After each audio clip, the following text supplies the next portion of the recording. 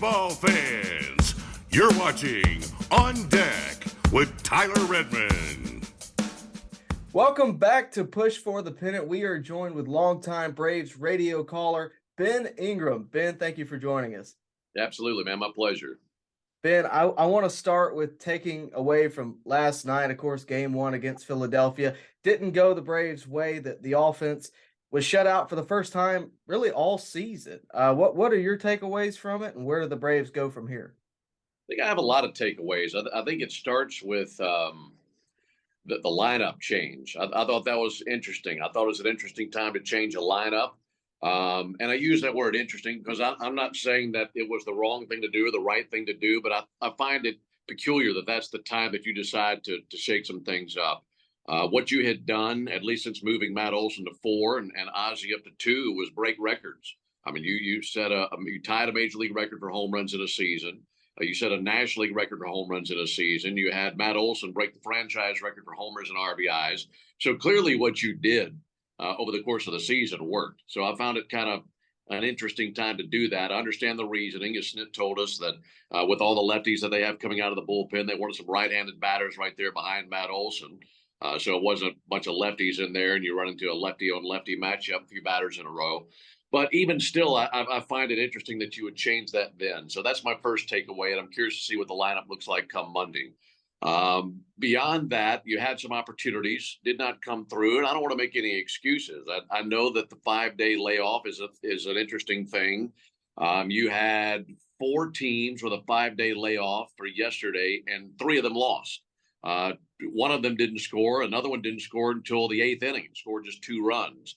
And I'm curious to know how that really affects players. I don't think that they'll really lead on to how much it affects them or not, because they don't want to make any excuses either. But I find that to be a pretty interesting scenario that 3 teams that had 5 days off really didn't show up offensively in their ball games yesterday. For the Braves specifically, I think the path to advancing is very, very clear now. I think there's only one path. You're going to face Wheeler and Nola these next 2 ball games. You got to win one of them. If you can find a way to win one of them, then you have Spencer Strider on the mound for game 4. He has to win a game on the road, and that would give you an opportunity to have Max Fried on the mound versus Zach Wheeler in game 5. I find that to be the only path to getting there. Winning the next 3, I don't want to put anything past this team, but that seems like a pretty big stretch. So we'll just wait and see how that happens. But I never would have guessed that things would have gone the way that they did last night. Like you mentioned, the shutout, first time they've been shut out at home since 2021. So this team just doesn't get shut out at home. So props to the Phillies pitchers for accomplishing that. They were really tough. They were really good. And the Braves have to get things going immediately offensively, because losing the game is one thing, but losing the game where your bats didn't come through, that was the shocking part to me. You mentioned the layoff, and this has been a thing really since last year. You know, the question of, does the layoff benefit the higher seed?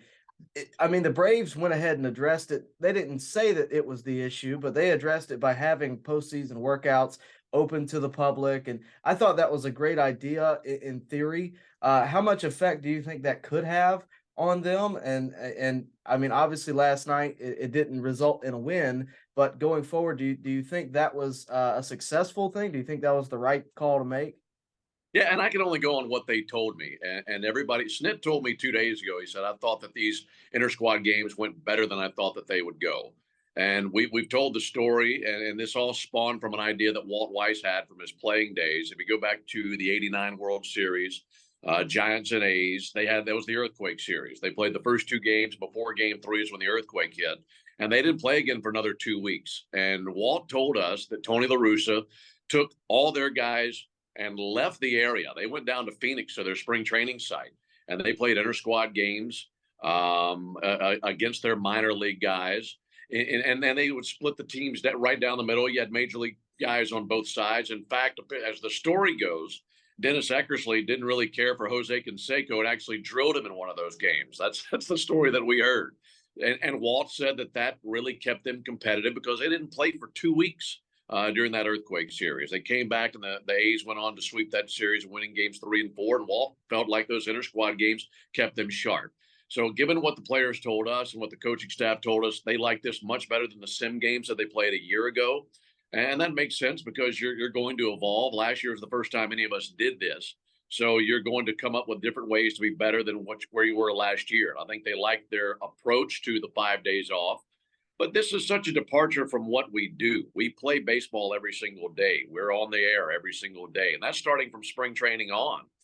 Even in spring training, your regulars, your starters might get 2 days off, 3 days off tops at a time. The All-Star break is 4 days. So 5 days off is such a major departure from what we do, and they're such routine-oriented guys. So it's certainly a change to jump back in after 5 days off. But I think if they had the opportunity to do it again, they'd handle it the same way with the inter-squad games, because beyond that, I don't know what else you could do to stay sharp, to stay ready, to keep your timing down during a 5-day layoff.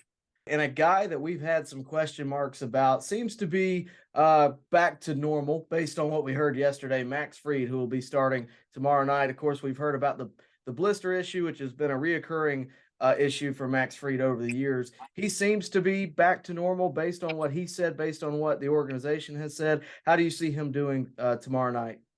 Yeah, I trust Max. I mean, Max, to me, Strider got the ball in game one for a couple of different reasons. And I wonder if you're facing a different opponent, if Max had gotten the ball in game one. Either way, it doesn't matter. Both of those guys are really, really good. And it's kind of like a 1A, 1B ace. I like Max's chances tomorrow. Max told us that if he had to go in that last week of the season, he could have gone. But given that you had locked up the division and you had the 5 days off, there's no reason to push it. Let the blister continue to heal. This isn't anything new for him. He's dealt with blisters before. His blisters in the past, same finger, different spot, but still a blister is a blister. And he knows how to handle that and how to go about it.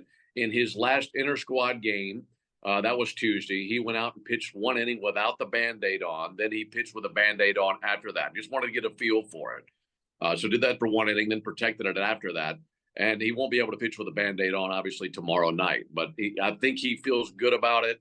It's given him time to heal. And you just hope that there's not a further flare-up with that blister and that finger, because if it doesn't give him a problem, then he should be completely good. But even a Max Fried with 90% is still better than most pitchers at 100%. So I love the idea of having Max out there. I love Max's mentality. I think that for Spencer and for Max, their stuff is obviously outstanding. Two very different style pitchers, but where they are very similar is between the years. And I love that mentality that they have. You saw Spencer Strider and how animated he was about wanting to stay in the game. I love seeing that out of our pitchers. And while it was, he had his finger in the face of Rick Kranitz, I know that Rick likes seeing that out of his pitchers. So you like that competitive fire, and Max has it just as much as Spencer does, if not more so. So he knows what he has to do. He's been there before. Hopefully he can get out there and have a similar result to what Spencer did or better, but the bats have got to get going and find a way to strike versus Zach Wheeler.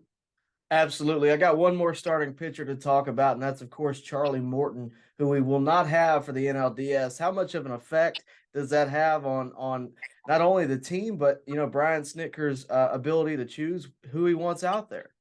Yeah, well, game 3 will certainly tell us that. I think from a depth standpoint, it affects you more than anything, because you'd like to know game 1, 2, 3, I'm going with these 3 guys. You want to know that going in. To have a bit of a coin flip in your head for a postseason game is a very uncomfortable place to be.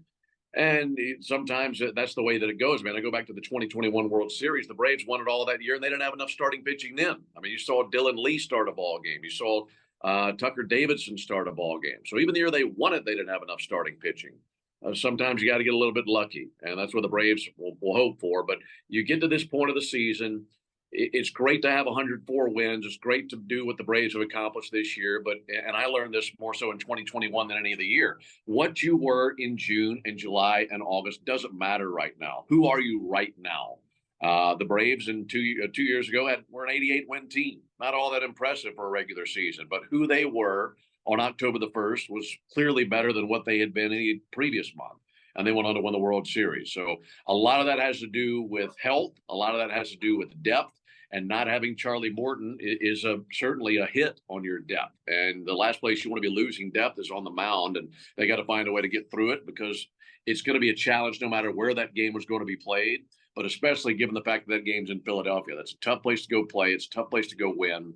And you certainly don't want to be going into that situation down 0-2. So you have to win tomorrow night, find a way to get a split in Philadelphia, and push it to a 5th game in Atlanta. And you mentioned the 2021 World Series. I got to tell you, I listened to the last game of the World Series that year on the radio. It was you, Joe Simpson, and crew. And I got to tell you, your call of that ending, pure euphoria, described all of us. It was a perfect way to end it. I know you're looking forward to a potential, sequel to that. And I wanted you to talk about just the energy of that season and the energy, of course, at the tail end of that season.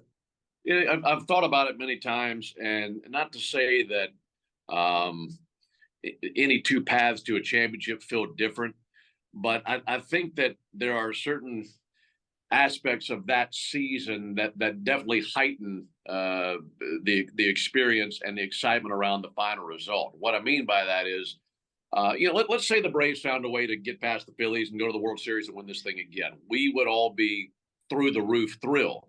It doesn't diminish a championship for a team that was pretty much wire to wire the entire season. But what's unique about 2021 is you didn't expect that at all. It's a team, like I said, that won 88 games. They win the division. They didn't have a winning record until August the 9th. And in the history of our game, if you have a losing record through the first month of August, you're probably dead meat. You have no shot of even thinking about the postseason. To me, it came down to one game that year. And I go back to a game against the Mets right before the trade deadline, as the Braves had a series in New York. And I felt like whatever happened to that series was going to sway Alex Anthopoulos and company to be buyers or sellers of the trade deadline. And it was a rubber game of a series. They won the game. And at that point, you felt, okay, maybe you make some moves to enhance this ball club. I wonder what would have happened if they had lost that game. Would they still have gone for it? Would they still have traded for Eddie Rosario and for Jock Peterson and for Jorge Soler and for Adam Duvall? I don't know. It would have been easy at that point to say, maybe this is the Mets year. They just took this series. They're the hot team. Maybe this is their year to go get it done. And the Mets fell off in 2021. The Braves made the changes to add rather than to sell off. And the next thing you knew, you played a really good brand of baseball for 2 months. The division landscape was as such where you're able to capitalize on that because no one took the baton and ran. No one in that division. And I think about what the division has been since then, with the Mets last year and the Phillies having a pretty good season this year. You couldn't have done that in any of the year. It was such a unique set of circumstances where it was wide open. Braves made moves. Won ball games in August and September. I go back to a series that they had at the end of August versus the Giants, where they won that series. The Giants were a 107-win team that year. And I felt like at that point, well, who can't they beat now? I mean, maybe we got something here. So to go to the postseason against a good Brewers team, lose game one on the road, win game two, and then come back and take off from there, it was just so unexpected. And that's what I'll take from it is, you want to win a championship every single year, but there was something about the nature in which that happened, the unexpected nature of that happening, that heightened the sense of enjoyment, heightened the sense of euphoria and celebration that came with winning the World Series that year. Ben, you've been with the Braves Radio Network in some form or fashion since about 2010. You've seen every bit of the rebuild up until now. It's got to feel pretty good that you have this offense all season long that's been frankly entertaining, but also just the fact that the Braves have been first place. They've been the best team in baseball this year for the majority of the season. That's got to be pretty rewarding after all your years with the Braves. Oh, there's no doubt. I mean, what we got to see was historically great. And I thought Joe put it best. We had a broadcast maybe 2-3 weeks ago. This is right when a lot of those records were being broken, or guys are right on the cusp of doing historic things. Ronald going 40-70 and Matt breaking the home run and RBI record within the franchise. And he said, you will be 10 years, 15 years, 20 years down the road and saying this hasn't been done since the 2023 team, or this team hasn't accomplished this number or this statistic since the 2023 team. They will be a benchmark team. They will be a team that you size future teams up against, and especially offensively. Because I think you'll look at this not as the standard. You'll look at this as the heights of what could be. I don't know how you do much better offensively than what this team did. No team in Major League history, 150 plus years, has slugged 500 as a ball club. They slugged 501 as a team. I don't know how you do better than that. So to me, this is the highest peak, and I think we'll always look back on this year with future elite offenses and compare future elite offenses to what this team has been. Because over the course of 6 months, they gave us unforgettable moments, unforgettable statistics, and they raised the bar offensively to a place that few teams have ever even seen before. Well, Ben, I want to thank you for coming on. I got one last question for you. I met you last year at the Peach Bowl, right before Georgia would, of course, go on to beat Ohio State in dramatic fashion and head to the national championship. You called that game. I know that was a terrific moment to end the game. What were your takeaways from that? Oh, it was awesome. I mean, it was just an absolute thriller. Everything you wanted in a college football game and environment. I love broadcasting football. I mean, it's right behind getting to do baseball. Baseball is my favorite sport. Baseball is my favorite game to broadcast. And I don't get to do near as much football now as I used to. Before I came to Atlanta, I did a lot of football, college, JUCO, high school. And it's just fun, especially here in the South, being from Mississippi. And it's still a big deal here in the state of Georgia. College football across the Southeast is such a tradition, such a ritual for us. It's very important. And to be a part of that and be a part of a game like that, it was such a thrill for me. It was so exciting to see both fan bases there. It was a new attendance record for Mercedes-Benz Stadium, and to have that kind of a finish, that kind of an ending, was just amazing. So I love that I got to play a small little role in that and be a part of it. It was amazing. Absolutely, Ben. I hope you get to play a small little role in an eventual World Series run for the Atlanta Braves. I want to thank you for coming on. Really do appreciate it. You got it, man. By the way, great setup there. That's an awesome backdrop. Thank you very much. Thank you very, got it. very much. I appreciate that. Baseball fans, make sure you like and share this video and subscribe to this channel. As always, thank you for your support.